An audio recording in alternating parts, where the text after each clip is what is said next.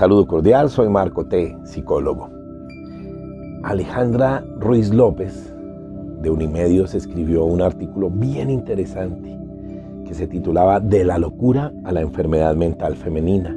Durante la primera mitad del siglo XX, algunas mujeres eran consideradas como locas si no cumplían con los deberes del hogar, la crianza de sus hijos o el cuidado de su esposo.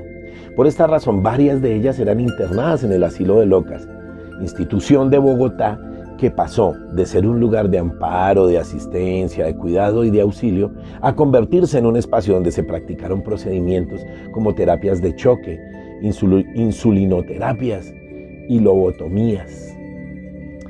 El Asilo de Locas funcionó a una cuadra de la Plaza de Bolívar, en la tradicional calle de San Miguel, donde todavía funcionan algunas sombrerías de la época.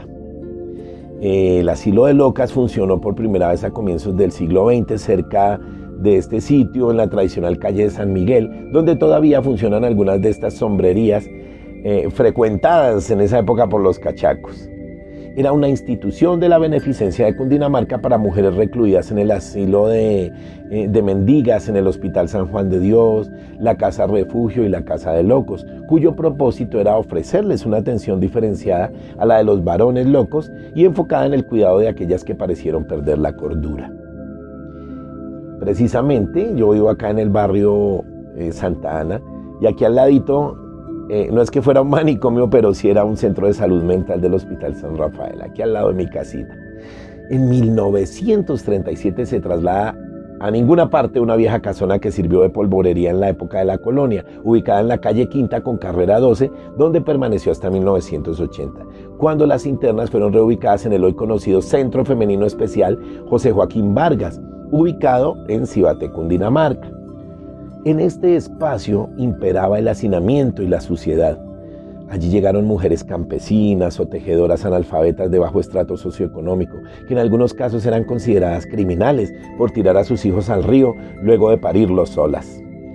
También ingresaron mujeres que presentaban depresión posparto, que en la época se asociaba con el imaginario de la locura, y otras mujeres solteras que eran abandonadas por sus familias por no cumplir con los roles sociales de matrimonio, maternidad y el papel que debería ejercer una mujer de la época. Hay unos informes del médico Julio Manrique de la Universidad Nacional, que fue exdirector del asilo, y dicen que durante el día las mujeres que habitaban el lugar estaban distribuidas en 4 patios. El más grande estaba ocupado por enfermas en estado de excitación maníaca, otro por pacientes calmadas, el tercero por epilépticas e idiotas y el cuarto por dementes reputadas incurables. Otros datos de aquella institución muestran que unas 750 mujeres dormían de a 2 o 3 en camas sencillas que eran catres de hierro, vestían batas grises y sucias, desgastadas, andaban descalzas por patios y pasillos insuficientes para la gran cantidad de enfermas. En 1941 la cifra de acogidas ascendió a 949 y en el año de 1946 llegó a 2.131 mujeres que por las malas condiciones higiénicas muchas veces morían en brazos de las hermanas de la caridad que las estaban cuidando. Estos aspectos, unidos al carácter doméstico que adquiría la locura femenina en la época, llamó la atención de la doctora en Ciencias Sociales, Luz Alejandra Garzón, de la Universidad Nacional. Era la Colombia de la violencia bipartidista, liberales contra conservadores, que prevalecía en extensas áreas del Viejo Caldas, Tolima, Boyacá, Cundinamarca, Valle del Cauca. Impactaba a las familias, generando migraciones y posiblemente afectaba la salud mental de quienes vivieron esta época tan dura. Señala esta investigadora en su obra, agrega que de estas regiones provenía la mayoría de las pacientes. En esa lectura, la doctora comentaba que detrás de esas mentes enfermas habitaban mujeres emotivas, que sentían y tejían afectos, que sufrían las consecuencias en sus cuerpos y se resguardaban en la locura de sus compañeras para abrazarse, darse calor mutuo y entender la razón de su reclusión en el Asilo de Locas. Por eso, a partir de sus voces, se propuso revivir la cotidianidad y las prácticas asociadas con tratamientos y discursos médicos que se convirtieron en la génesis de los enfoques psiquiátricos en Colombia. La reconstrucción histórica del asilo de locas entre el año de 1930 y 1950 es posible gracias a los informes tanto de los médicos y síndicos a la Junta General de Beneficencia como de la Secretaría de Asistencia Social.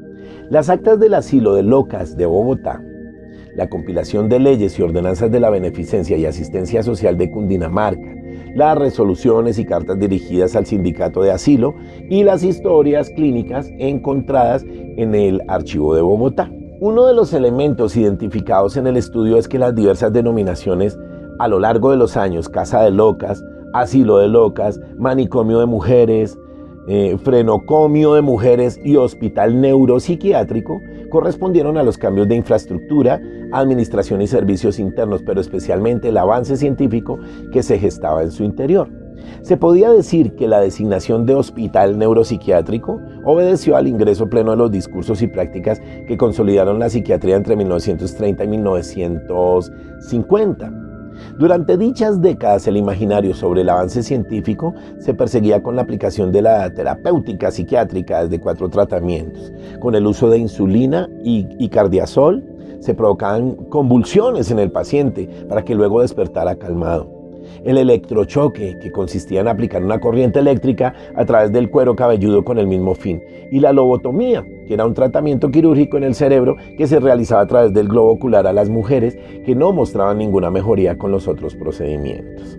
Un ejemplo de lobotomía realizada en 1942 a una mujer originaria de Zapatoca, Santander, encontrado en los archivos médicos del asilo, demuestran que la cura a las enfermedades mentales está relacionada con lo que se considera debía ser el papel de la mujer. Ese informe decía: por tercera vez reingresó y pasó a ser candidata para la lobotomía prefrontal a fines de 1943, después de un tratamiento de electrochoques.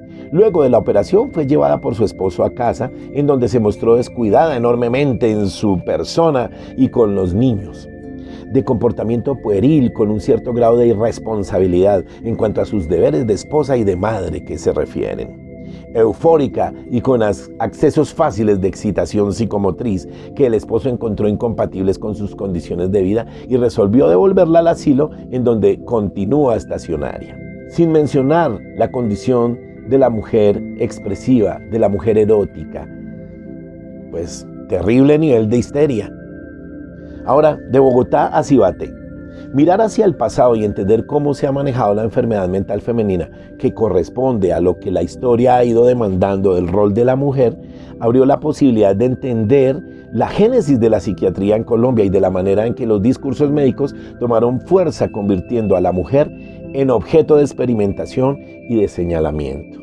Las mujeres que estuvieron en ninguna parte hasta el año de 1980 se reubicaron en Cibate para conformar la colonia de mujeres en el municipio con el diagnóstico de enfermedad mental, el cual se trata desde otras lógicas, sin terapia de choque o lobotomía, tratamientos que se usaron hasta los 50, según los datos que se precisan allá en la Beneficencia de Cundinamarca.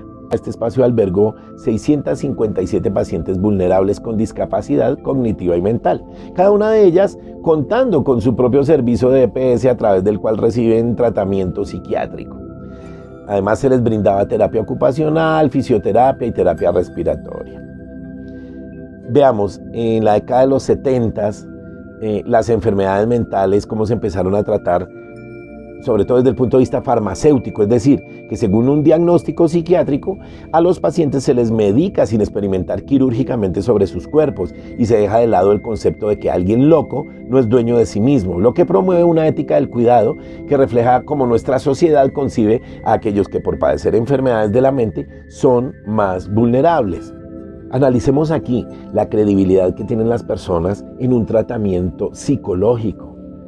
Es bien complicado porque sabemos que el tratamiento psicológico es como el chequeo físico. Es muy importante visitar al psicólogo, es muy importante dialogar con estos profesionales de la salud, porque hay muchas cosas que quedan en el tintero y tenemos la ayuda psicológica en la actualidad.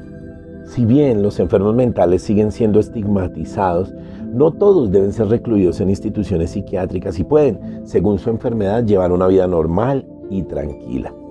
Espero que esta información la tengamos en cuenta y nos vemos en un próximo video. Hasta pronto.